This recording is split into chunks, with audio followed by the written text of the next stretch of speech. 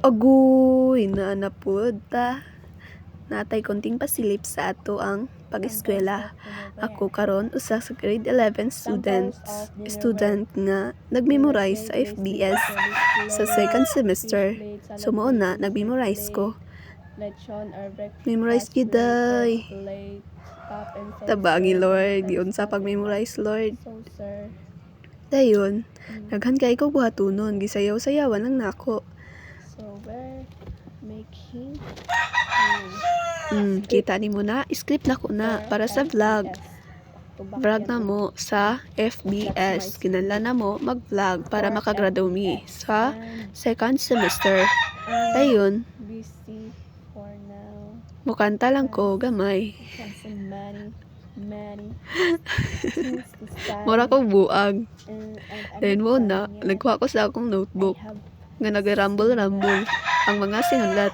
we have a long quiz Nangita ko sa ako for ang next week. notes sa FBS kay mag-study ko kay na may long quiz sa Monday. Dayon wala pa ko naka-study, taas kayo mong gisulat. Wala pa gyud ko ka-study bisan gamay. O kalantaw kay giuna pa nako og memorize ang 67 ka equipments.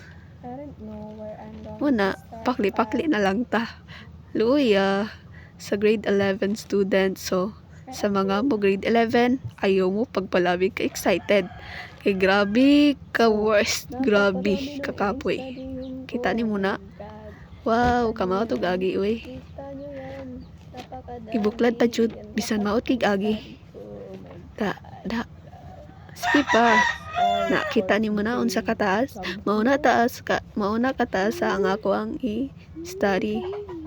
Kita na ni mo day. Wala pa na naka-highlight kay wa pa na ako na naupload nga ni-studyhan. So mag-study pa ko ron. Ano mo to? Sabi ko lang, Tabian ka ayo. laban lang. Konting pasilip lang ni ha. Bye-bye.